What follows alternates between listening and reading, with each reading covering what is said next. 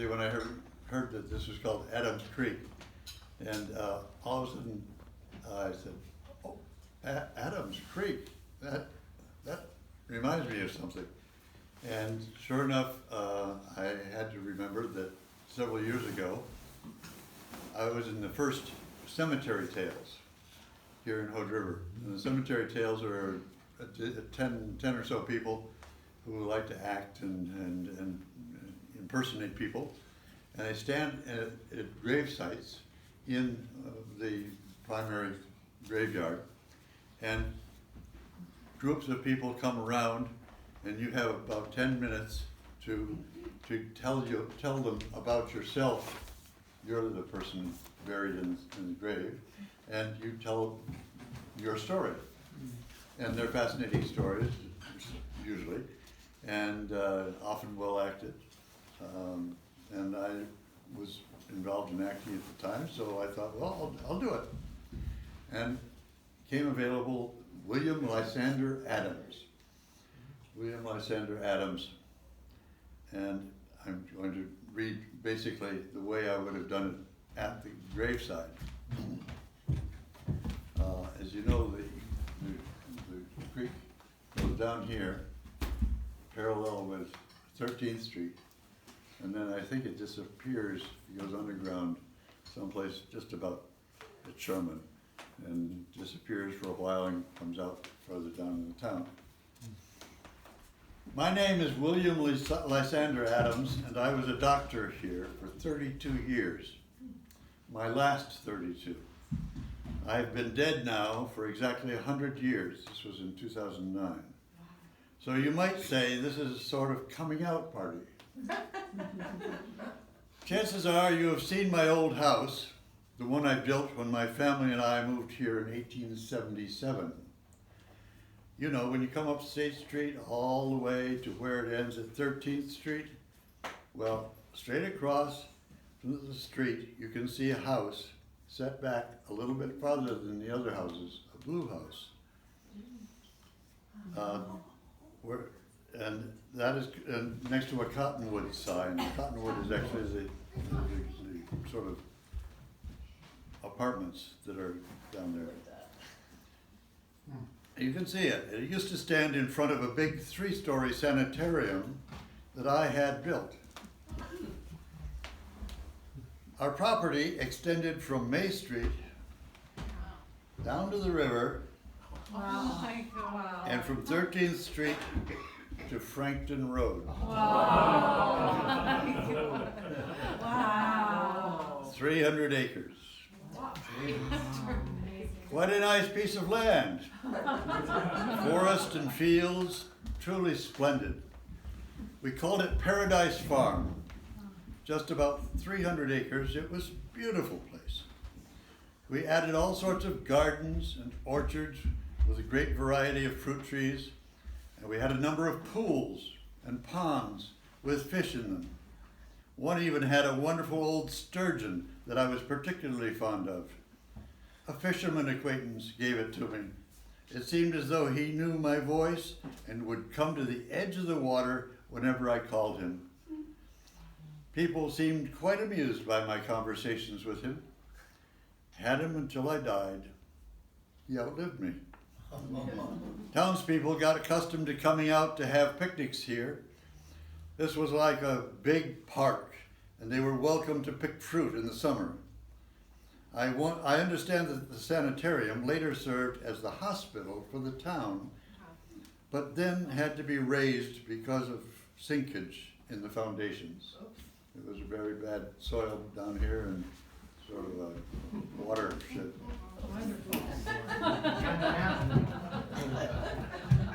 Like most Oregonians then, except the Indians, we came from back east. I was born in Ohio and went to school there. My family moved on to Michigan and then on to Illinois, leaving me behind. Not because they didn't love me, but rather because they wanted me to finish my studies at the Milan Academy.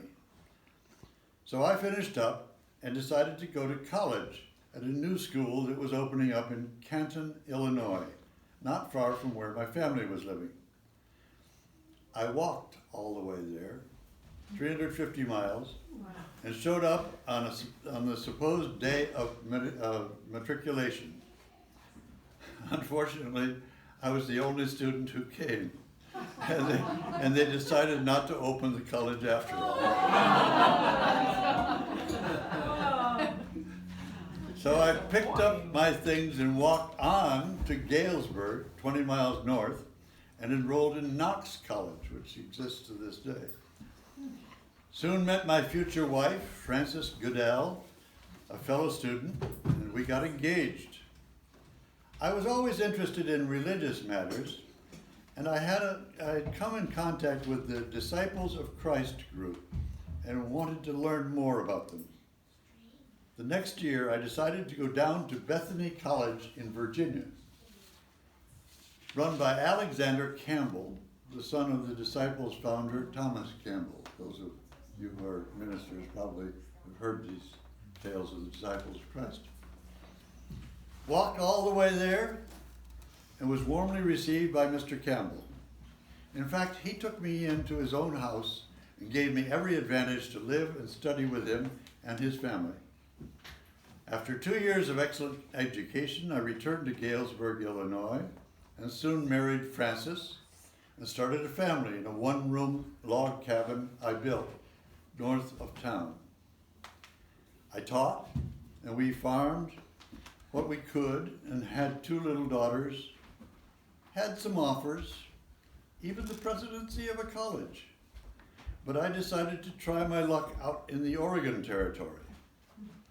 Bought a covered wagon and all the requisite material, 2 oxen and a cow, to provide us with milk on the route, and joined a group of 40 wagons, pretty much as all Illinois Campbellites, heading west. The crossing went very smoothly, all in all, and we ended up safe and sound with my considerable collection of great books still intact in Yamhill County, in Yamhill Country, a little north of McMinnville. And there again, my wonderful good fortune continued. He was a lucky man, every step of the way. A very generous and kind man with 10 children of his own took us into his 2-room log cabin until we could get our own house. In retrospect, I imagine he was quite happy to have an educated young man who could teach his children. He provided me with a space for a classroom, and I had 22 children, some of his own, and the rest being the children of neighboring farm families. Mind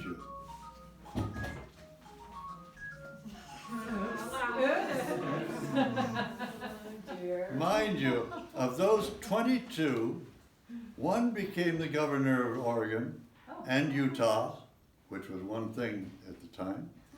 1 became a U.S. Senator of the soon-to-be state of Oregon. 1 became a representative to Congress. Another a justice of the Oregon State Supreme Court. Good Lord. Another state commissioner of higher education, and 7 of them became physicians. Wow. Quite a group. I like to think their success was in some small measure, not just a matter of their native abilities. Well now, there we were, starting a new life, but we needed a home of our own. Where would one find some money in 1849? What about California?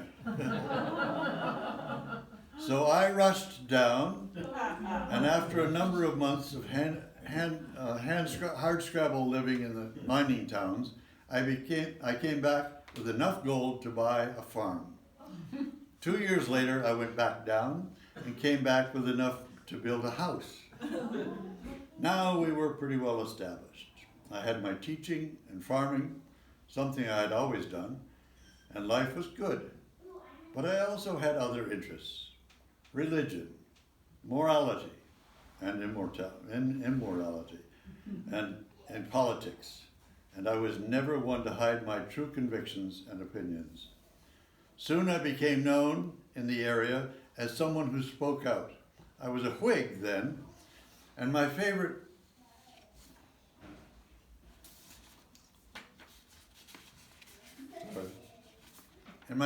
subject was the Democrats and their shenanigans. I like to refer to them as the slavocrats. They wanted to continue slavery, for heaven's sake. The Whigs were the force of progress. Later became the Republicans. Well, I took a lot of pleasure in tweaking the Democrats on a regular basis and on many issues. So much so that I soon made myself a fair number of enemies, including some who threatened my life and led me to carrying my pistols when I was out and around. Soon the newspapers were asking me for articles, and I became a fairly well-published writer. The Oregonian would even send a messenger down to the Yamhill on horseback to pick up the copy for my article for the next day's paper. One of my finest was a series of 5 acts of a satirical play published in serial form by the Oregonian, in which I exposed the underbelly of the great competition that raged then to determine which city would become the capital of the soon-to-be state. Salem was the Democrats' choice, for the wrong reasons, and Oregon City, far closer to Portland and commercial hub of Oregon, was what we Whigs wanted. The play dealt with all the subterfuges of those Democrat rascals and scalawags who manipulated and corrupted the process to their advantage. It was quite a hit. Not so much with the Democrats, of course. And as we know, the Democrats got their way in the end. Oh, and by the way, they published the 5 acts together as a book called Treason, Stratagems, and Spoils by Breakspear. And that book was the first literary work published in the Oregon Territory. Our William.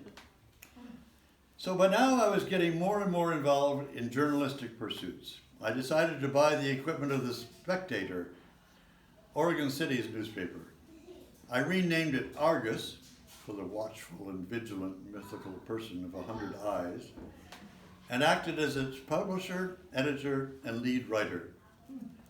In my writings, I wrote often and at length about the need for a Republican Party to be established in Oregon. It already existed in the East. Other states back east had such a party, and its platform seemed to me more appropriate to our needs. I wrote so much about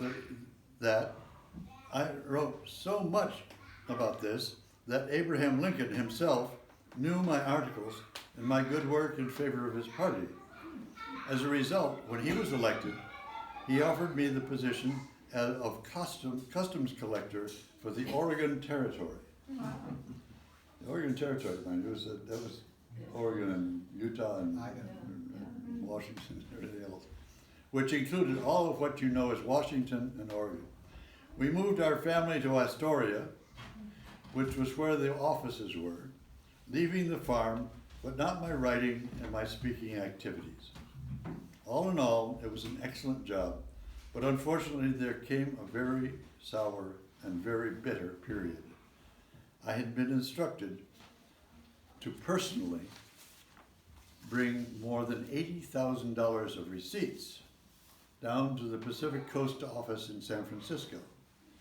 I set out by ship, no electronic transfers in those days. I set out by ship, but upon arrival I discovered that $20,000 had been stolen en route. The police were unable to find suspects, and the suspicions began to turn toward me, especially those of my many political enemies, only too glad to see me in difficulty. The real thief was in fact found several years later, and he admitted to the crime, but for an extended period my life was extremely unpleasant. Daily articles about my crime and even lawsuits brought against me. I resigned my position as customs collector, and the government was satisfied that I was innocent, but I was exhausted by the whole ordeal. By this time he had about 4 children.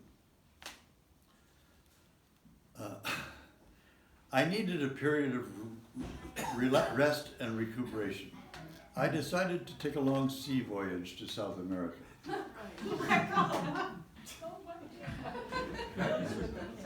Over the next 2 years, I traveled through several countries and finally ended up back in Washington, back in Washington, D.C., where I wrapped up some last details regarding my previous position, and then spent several months lecturing at cities along the Atlantic coast on the wonders of Oregon, an occupation that afforded me a rather comfortable living. Finally, fully refreshed, I returned to my family in Astoria. Those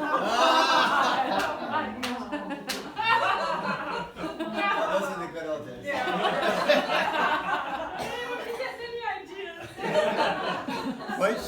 Quite soon I realized that I had been quite changed by my last several years of experiences, and I found myself increasingly attracted by a more scientific approach to life.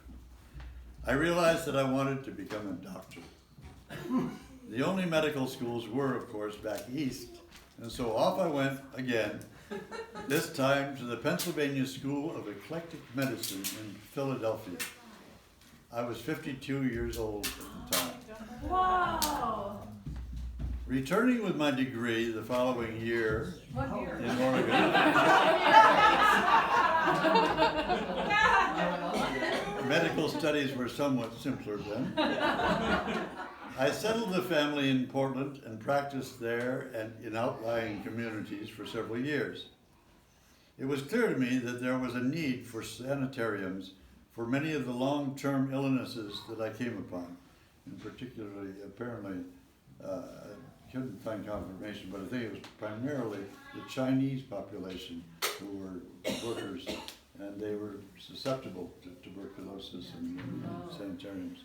And to get them back on work.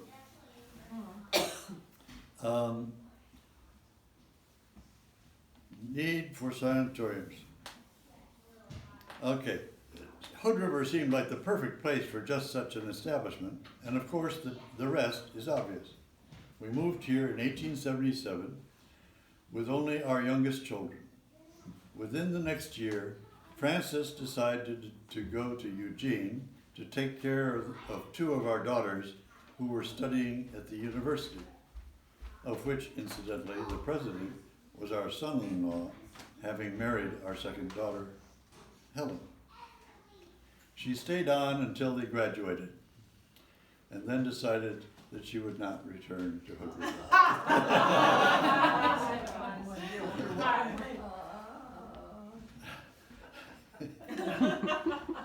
We settled on a divorce in 1880, a rather rare event in those days. She was a very caring and extremely bright wife and mother, and I realized that my many absences must have been a great strain for her.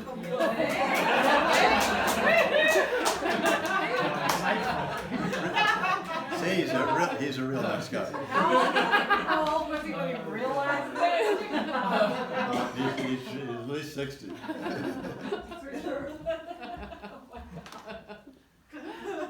And that must have contributed very much to her disillusionment.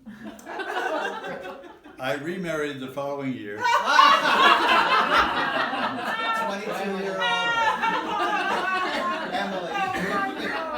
Mary Susan Mosier, of the well-known Mosiers for whom the town is named, had worked at the sanitarium, and we found a mutual love.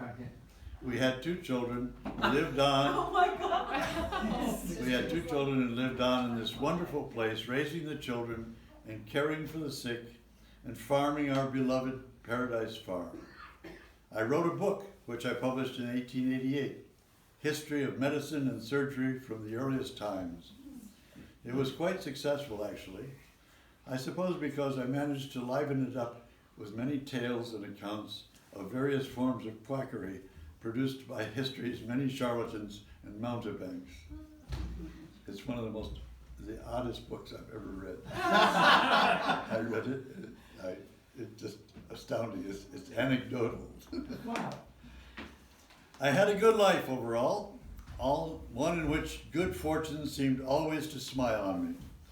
I was a student, a teacher, a farmer, a builder, a preacher, a speaker, a writer, an editor, a politician, a civil servant, and finally, a doctor.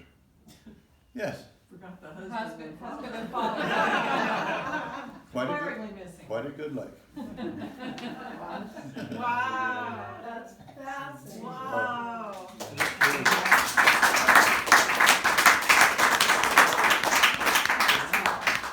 I'm sure he had many admirable qualities, most of it involving intelligence and Yeah. guile. You know, he knew how to swim in almost any situation. And so two comments I have. Thank you, Tom, that was fascinating, but white male, he didn't comment that he was a white male, but the thing about the Chinese, I'm wondering how much of that was because they could not go out at night, they were in very tight quarters. Yeah, They had no, so of course, if whatever they had would be right. shared. Yeah, I don't have Tuberculosis. any data on that, but Yeah. uh, But we know from the, Fair. I've been to things in the Dalles about all the laws that Right. circumvented their getting out. right, yeah. But there are no remnant of the sanitarium, but that's the house that he built for his family. Which is fascinating. Yeah. So how did you research all of that? Well, there's some yellowed newspaper articles from history in Hood River, in the Hood River News, etc. And some of them have conflictual data, and I had to sort of Fake news. figure it out, take what was Believable. most sure, and stick with that. He's a fairly handsome man, you can imagine. He wherever he went, he found people who wanted to take him in, take his whole family in, help him, get him started, whatever. And and he was intelligent, certainly had the smarts to do all these things. And he wasn't afraid of walking. He wasn't afraid of No, it was 350 miles out to Illinois, and from Illinois back to Virginia must have been even more. Yeah. That was Ohio to Illinois was 350, and then Not to back down. mention the Oregon Trail. Yeah. You walk the Oregon Trail. Was yeah. Covered by. Did you talk with any family? Does he have any family in the area? There's one man, and I think he's still around, and I can't remember his last name, but I heard from others that he was a descendant of Adams, and he was a descendant by Mosier, the second wife.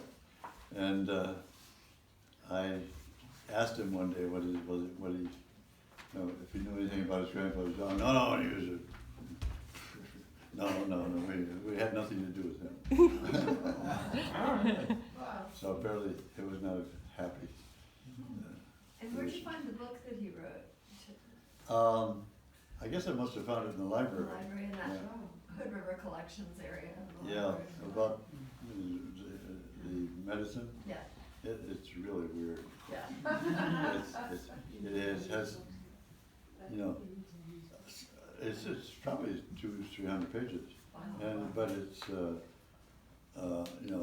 1/10 of that might actually address a medical issue, and all of the rest of it is these are the terrible things that have been done to people with this and jokes and stories. It was just page filling. Wow. Is the gravesite, Huh? can you still find the gravesite? Yeah, it's in the, Idolize. I don't, Is it pretty easy to see it? it's a fairly big one, it's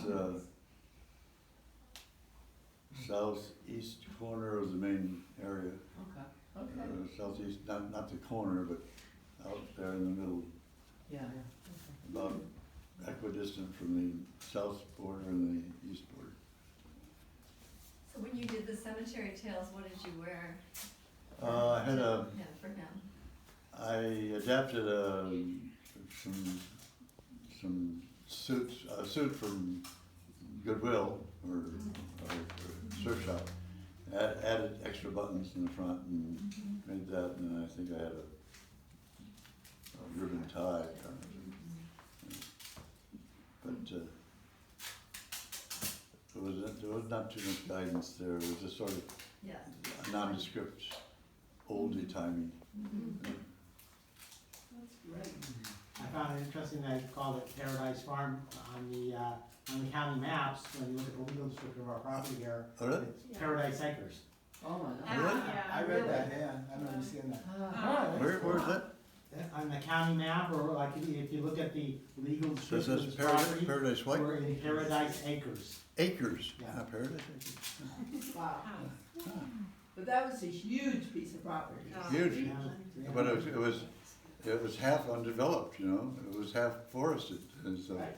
he, And in here. he cleared some and built ponds and had his sturgeon out there. And no, sturgeon's a big fish. And long lives. It's not even a fish, actually, technically, I guess. What is it? I don't know what it is, but it's a prehistoric remnant. Yeah, I know. Prehistoric species. It doesn't have scales, for instance. Oh, Neither do catfish. Huh? Catfish also don't have scales. Well, then that's not a fish. That's not a fish. Not quite.